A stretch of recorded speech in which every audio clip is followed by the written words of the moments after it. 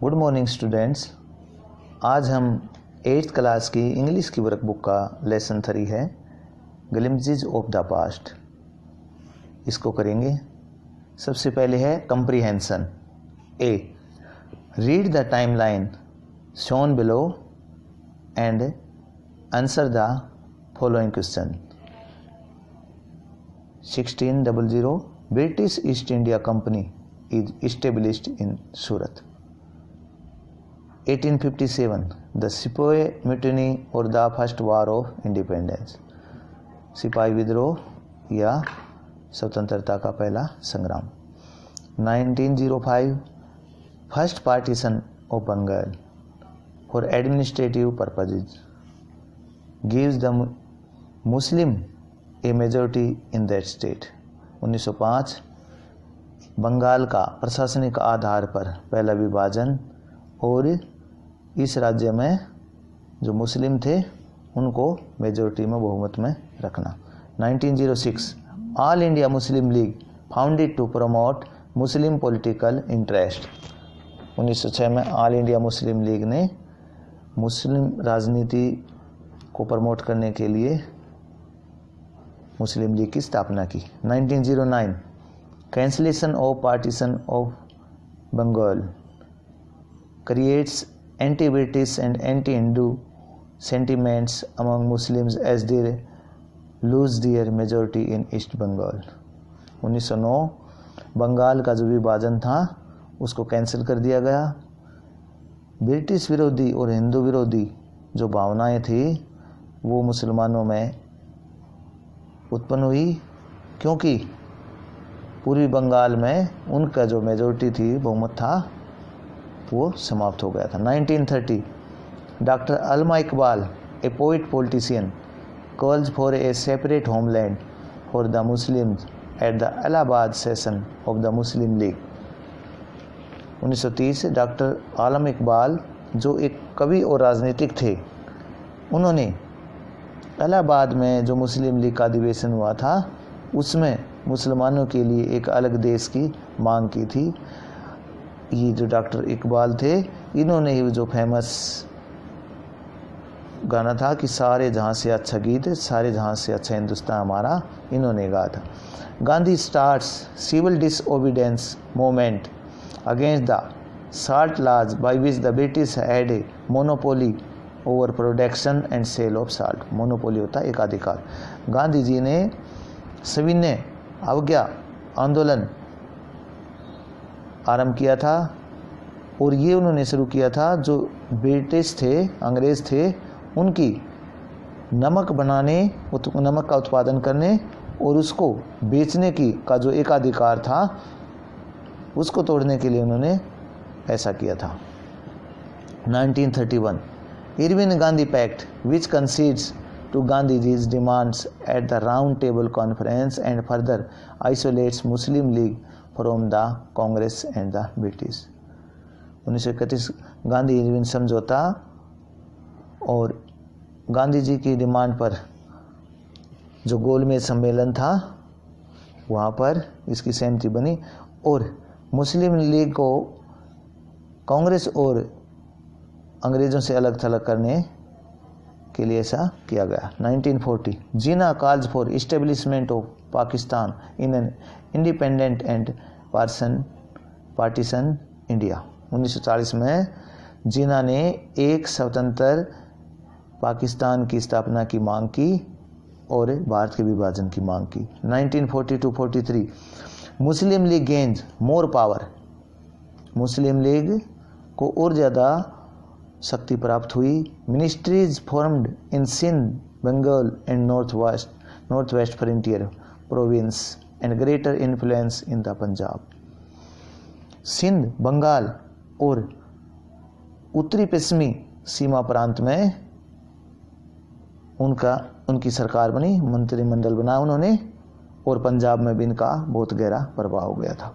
1947 announcement of Lord Mountbatten's plans for partition of India. 1947 Lord Mountbatten ने भारत के विभाजन की योजना की घोषणा की। 3 जून को partition of India and Pakistan, Bharat और पाकिस्तान के विभाजन की। 15 अगस्त, Radcliffe award of boundaries of the nation, 16 अगस्त। ये सिरिल रेड क्लिफ थे, इनको ये जिम्मेदारी दी गई थी कि जो दोनों देश बनेंगे उनकी सीमाएं तय करें, इसलिए इसको रेड क्लिफ अवार्ड के नाम से जाना जाता है। ये 16 अगस्त को। 1971, separation of East Pakistan from West Pakistan and birth of Bangladesh. 1971 में पूर्वी पाकिस्तान पश्चिमी पाकिस्तान से अलग हो गया और इस तरह से बांग्लादेश का जन्म हुआ। Next page. फर्स्ट है, अब पूछ रहा है list the events that led to the distancing of Hindus and Muslim. उन घटनाओं की सूची बनाए जिनके कारण हिंदुओं और मुसलमानों के बीच दूरी बढ़ती गई। बहुत सारे हैं लेकिन हम एक दो मेन है वही लिखेंगे। All India Muslim League founded to promote Muslim political interest. All India Muslim League की स्थापना की गई ताकि जो मुस्लिम हित हैं उनकी रक्षा की जाए, स्थापना की जा सके। Jinnah calls for establishment of Pakistan Muslim country, Jinnah ने एक मुस्लिम कंट्री पाकिस्तान की स्थापना की मांग की। Second, who drew the plan of partition of India, Bharat के विभाजन की योजना किसने तैयार की, Lord Mountbatten. Third, who was the first person to demand a separate nation for Muslim, कौन पहला ऐसा व्यक्ति था जिसने कि मुसलमानों के लिए एक अलग देश की मांग की, doctor Allama Iqbal. Fourth, find out from the text words that mean the same as those underline in the sentence given below and write them in the space provided. तो जहाँ पर भी अंडरलाइन जो वर्ड है उसका जो सेम मीनिंग वाला है वो हम लिखेंगे। Uttar Pradesh has been divided into 2 states, यहाँ डिवाइडेड की जगह हमने लिख दिया partition. B, a broadcast declaration of the panchayat election results will be done by the evening, हमने ब्रॉडकास्ट डिक्लेरेशन की जगह लिखा अनाउंसमेंट। फिर सी है, communist party has decided to take part in the rally being organised against inflation, यहाँ पर हमने take part की जगह लिख दिया पार्टिसिपेट। फिर working with language vocabulary. A, the meanings of oppressor and oppressed from the dictionary are given below. Oppressor, a person or group of people that treats another person or group of people cruelly or unfairly. Oppressor जो दबाते हैं, oppressed जिनको दबाया गया है। People who are treated cruelly or are prevented from having the same opportunities, freedom and benefits as others. Look at the following nouns and verbs taken from the link lesson. Link lesson से जो noun और verb ली गई हैं उनको देखो। Merchant, conquest, slave, revolt, spoil, ruler, dethrone, starvation, officers, patriots, massacred, peasants, martyrs, the British, sacrifices. इनमें जो कुछ के मीनिंग बता देते हैं, जैसे कन्क्वेस्ट विजेता, स्लेव दास, रिवोल्ट विद्रोह क्रांति, डिथ्रोन राजगद्दी से उतारना, शासन से उतारना, स्टारवेशन भूख, पैट्रियोट्स देशभगत, मस्कर्ड हत्या, पीजेंट्स किसान, मार्टियर शहीद, सेक्रीफाइसेज बलिदान। Based on the text categorize them into words related to oppressor and oppressed। कि टेक्स्ट में जो के आधार पर जो दिया गया है ओप्रेसर और ओप्रेस्ड में हमने इनको कैटेगरीवाइज करना है। ओप्रेसर में मर्चेंट, कन्क्वेस्ट, शिपोइस दोनों में आ सकते हैं। जो शोषण कर रहे थे दूसरों का वो इसमें ओप्रेसर में आ सकते हैं। जो जिनका शोषण हो रहा था, जिन्होंने विद्रोह किया, वो ओप्रेस्ड में आ सकते हैं।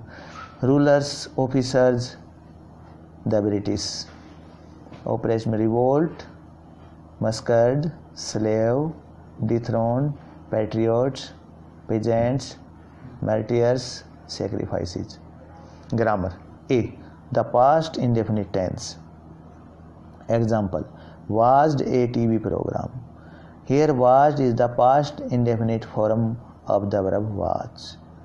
तो इसमें जैसे सेकंड फॉर्म का वर्ब की सेकंड फॉर्म का यूज होता है what did you do yesterday, when we speak about what happened yesterday और लास्ट वीक और earlier we use the past indefinite tense. Make sentences in the past indefinite tense by using the following words, one has been done for you, एक आपके लिए किया हुआ है। पहला example दे दिया, British extended their empire in India, की जो ब्रिटिश थे उन्होंने अपने शासन को भारत में विस्तृत किया, विस्तार किया। तो अब जैसे स्पोय है, स्पोय के साथ यहाँ से दूसरी लाइन में से रिबेल आएगा और इधर से आएगा जो थर्ड नंबर पे है अगेंस्ट द रूलर्स, तो ये ऐसे हो जाएगा sepoy rebel against the rulers king, sepoy rebel against the ruler king.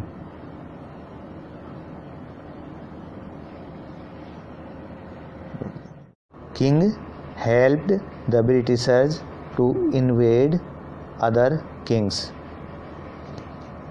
फिर आगे है merchants sold, शेर का sold हो जाएगा, merchants sold their thing to the Indians। उससे आगे वाले में landlord lost their land in war, उससे आगे हो जाएगा leader fought against the rulers। तो इस तरह से ये कंप्लीट हो जाएंगे। फिर नेक्स्ट पेज पे है B, change the following sentences into indirect speech, कि जो सेंटेंस हैं इनको इनडायरेक्ट स्पीच में करो। पहला है, फर्स्ट है Raja Ram Mohan said knowledge should be practical and scientific. तो ये Raja Ram Mohan Roy said that knowledge should be practical and scientific, क्योंकि एक ट्रूथ है इसलिए। Second, the farmer said to the merchant your man are taking all my crop. The farmer complained that your, तो second person object के अनुसार that his man were, are का were हो जाएगा जैसे टेंस चेंज का were, taking all his crop. Third है the landlord said our destiny is linked to them. The landlord said that their destiny was linked to them. Fourth है Mangal Pandey said we must drive out the Angrez. Mangal Pandey said that they must drive out the Angrez. 5, Kunwar Singh said mother Ganga this is my last offering to you। Kunwar Singh said to mother Ganga that was his last offering to her। 6, Begum Hazrat Mahal said the white man has taken away my kingdom। Begum Hazrat Mahal said that the white man had taken away her kingdom। Present perfect tense का past perfect tense हो गया। Dictionary practice, find out the meaning of the underlined words from a dictionary, then rewrite the sentences in your own words. जो underlined word है उनकी meaning को हमने dictionary में से लिखना है और फिर उस सेंटेंस को दोबारा लिखना। First, the East India company's laws begin to cripple Indian industries. Cripple का हो जाएगा paralyse. The East India company's laws begin to paralyse Indian industries. Second, the bones of cotton weavers are bleaching the plains of India। bleaching का हो जाएगा whiten। the bones of cotton weavers are whiten the plains of India। third, our kings have become puppets कठपुतली। our kings have become marionette। fourth है soldiers were stripped of their uniform। Soldiers were stripped का हो जाएगा says their uniform. Fifth है the existing friction amongst neighbouring kingdoms help the British the existing conflict, friction का हो जाएगा conflict amongst neighbouring kingdoms help the British. तो यहाँ पर इनके ये वर्ड मीनिंग आगे दिए हुए हमने यहाँ पर कर लिए हैं। Speaking and writing, writing composition based on the hints given right a paragraph describing the revolt of 1857। इसमें 1857 के रिवोल्ट के बारे में इन पिक्चर्स में बता रखा है। आगे हम इस नेक्स्ट पेज में इसके बारे में लिखेंगे। The revolt of 1857 is also known as the great revolt of 1857 और the sipahi mutiny of 1857। The spoils of India who were oppressed by the British for a long time revolted under the leadership of Mangal Pandey on 29 March 1857. The Indian spoils marched to Delhi and made the Nawab of Delhi the Emperor of India. After that, many revolts broke out in India, but the British had been successful in suppressing all of them. The Bengali middle class people were, however, apathetic to the revolt of 1857. इसी तरीके से आप अपने हिसाब से भी बना सकते हैं इसको, जैसा लगे। और मैं उम्मीद करता हूँ कि आपको अच्छी तरीके से समझ में आया होगा। Thank you.